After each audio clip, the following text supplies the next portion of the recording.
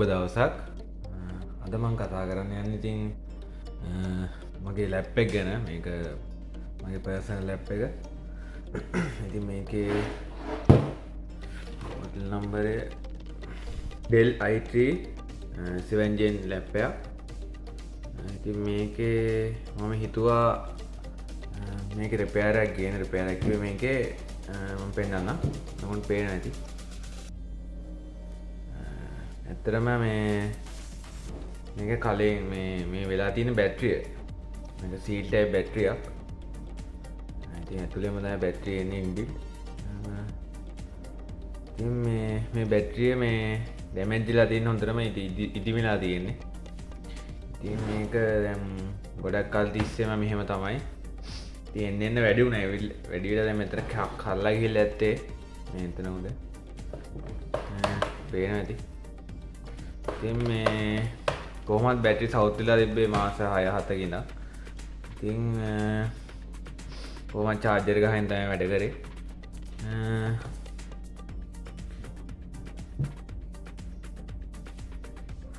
දැන් අපි මේක ගලව ගන්න ඕන.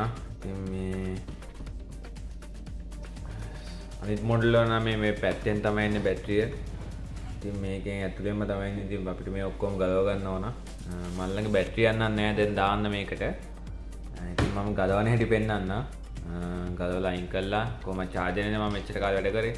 ඒ විදිහට වැඩ කරන් දැන් මම හදා ගන්න හදන්නේ. බැටරිය තිබ්බනම් ඉතින් ගලව බැටරිය ආයි අයින් කළා අලුතෙන් බැටරි රීප්ලේස් කරන් තියෙන්නේ. එහෙනම් අපි යමු වැඩි කතා නැතුව වීඩියෝට.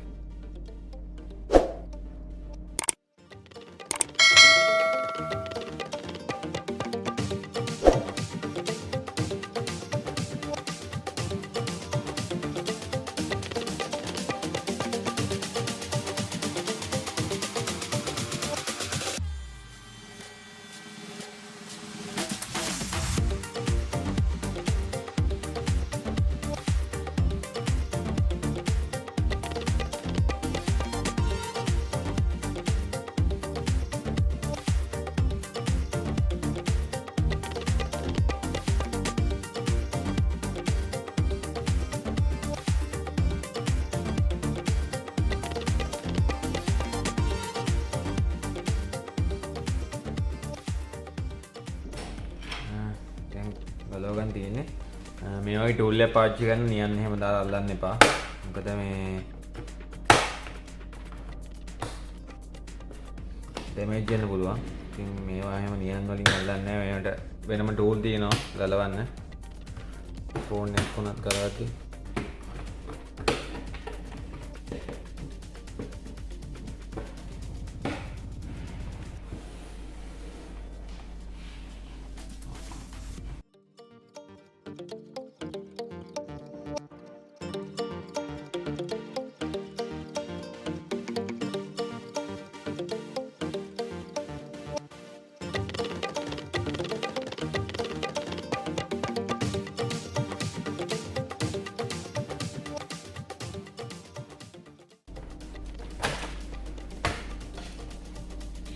ගලව ගත්තා.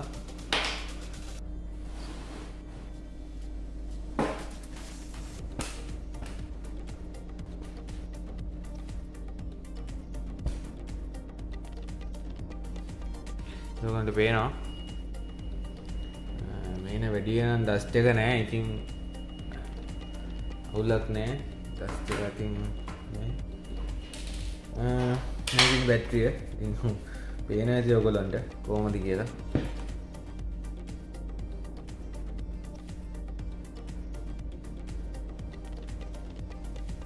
ඉති වෙලා වෙලා කල්ලා වෙලා තියෙන මෙතනින්. මේ ගලව මුලින්ම මේ ඉබෙන්නේ දෙක ගලව ගන්න.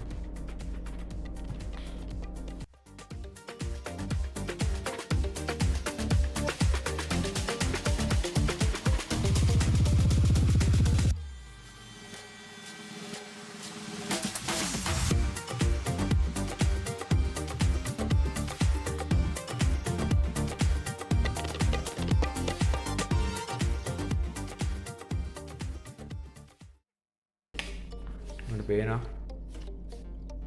කොච්චර ඩැමේජ් එකක්ද කියලා පේනවා ඉතින්.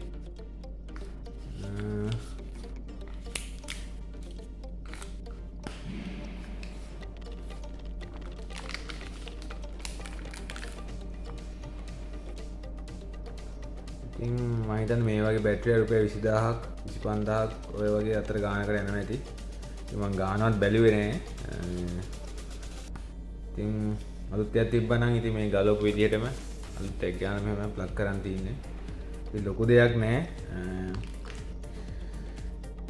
අපේ දැන් ඉතින් මගේ අදහස මේක ගලවලා බැටරිය නැතුව ඔන් කරගන්න ලැප් එක. ඉතින් මම මේක අයින් කරගන්නවා. අපි මේක පොඩ්ඩක් ක්ලීන් කරගමු.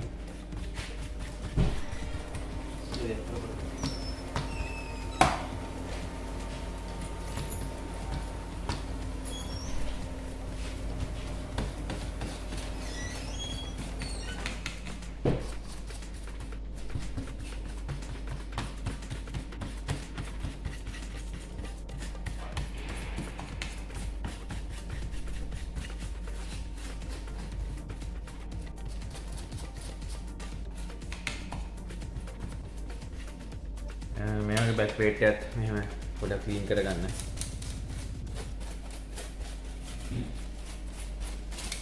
ලොකුවටම ඩස්ට් එකක් නෑ මේකේ.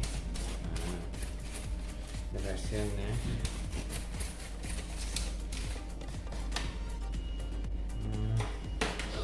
පුළුවන් නම් මේ කන්ටැක්ට් වල පොඩ්ඩක් කන්ටැක්ට් ක්ලීනර් දිහා යූස් කරන්න. මොන කන්ටැක්ට් ක්ලීනර් එකක් තියෙනවා.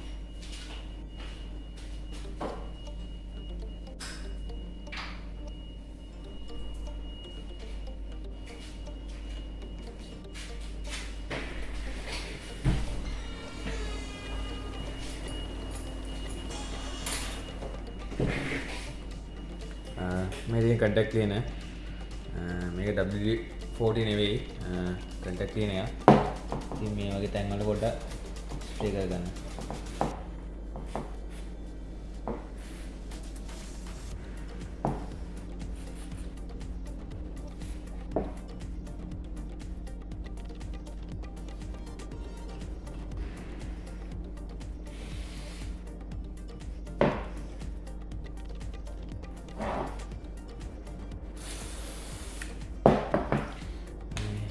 හරි අපි දැන් මේ ගාවක ප්ලග් කරගමු ආයි.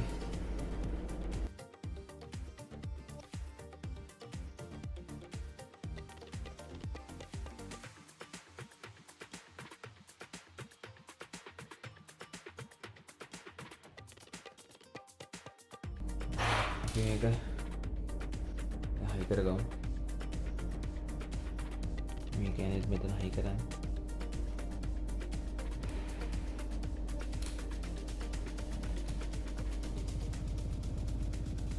මේ නේ අර බැටරිය මවුන්ට් වෙච්ච යන්නේ. ඉතින් මෙහෙම හයි කරන්න මොකද ආයි පස්සේ කාලේ බැටරි දාන්න උනොත් එන හොයන්න වෙනවා. එන හොයා ගන්නත් නැති වෙයි. ඉතින් අපි දාගමු.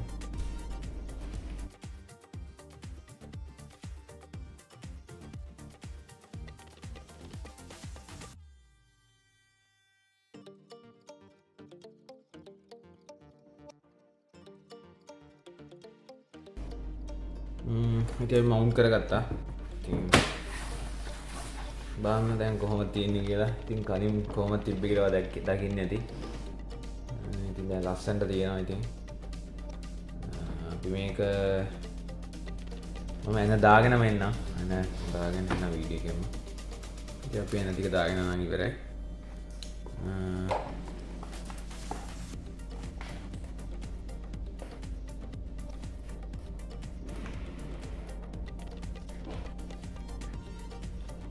ටිකක් දාගත්තා අපි. මේක ප්ලග් කරන් බලමු දැන් කොහොමද ඔන් වෙන්නේ කියලා දන්නේ නැහැ. ඉතින් පොඩ්ඩක් ප්ලග් කරන් බලමු.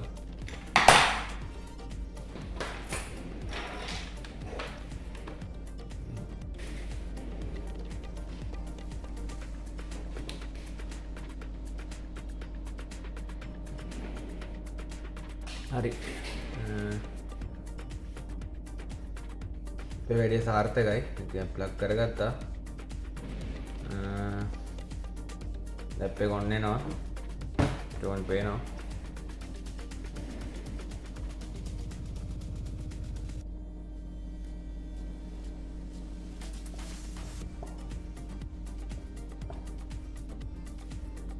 ඉතින් එච්චරයි. කලින් තිබ්බ වීඩියෝ ඔයගොල්ලෝ දැක්කා.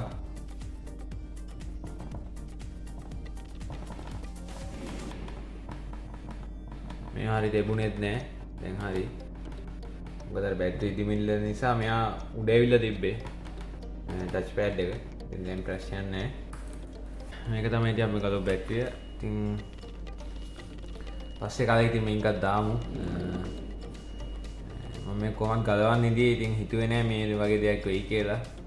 ඉතින් ටික මේ බැටරිය ඩෙඩ් වුණා. ඉතින් මෙහෙම ඉතින් මේ නැයි කියලා නම් ඉතින් දන්නේ නෑ.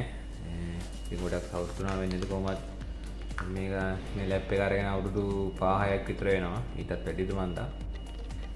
කොහොම හරි මං හිතනවා ඔයගොල්ලෝ මොන හැදෑක ඉගෙන ගන්න නැති කියලා. ඔයගොල්ලෝගේ ලැප්ටොප් එක මේ වගේ නොවෙන්න පුළුවන්. ඊට වඩා වෙනස් මොඩල් එකක් වෙන්න පුළුවන්. ඉතින් අර මම කරගෙන ගිය ස්ටෙප් පොඩ්ඩක් බලා ගන්න. මේ ටික ගලව ගන්න. ඊට පස්සේ DVD ROM එකක් තියෙනවා. ඒක මුලින් ගලව ගන්න. ඊට පස්සේ නියන් දාලා උස්සන්න එපා. මේ වගේ ටූල් එක පාවිච්චි කරන්න. ඉතින් ඕක තමයි ඉතින් මට කියන්න තියෙන්නේ. මං හිතනවා ඔයගොල්ලෝ මොන හැදෑක ඉගෙන ගන්න නැති කියලා. ඊළඟ වීඩියෝ එකෙන් එනවා අපි හමු වෙමු. හැමෝටම සුබ දවසක්.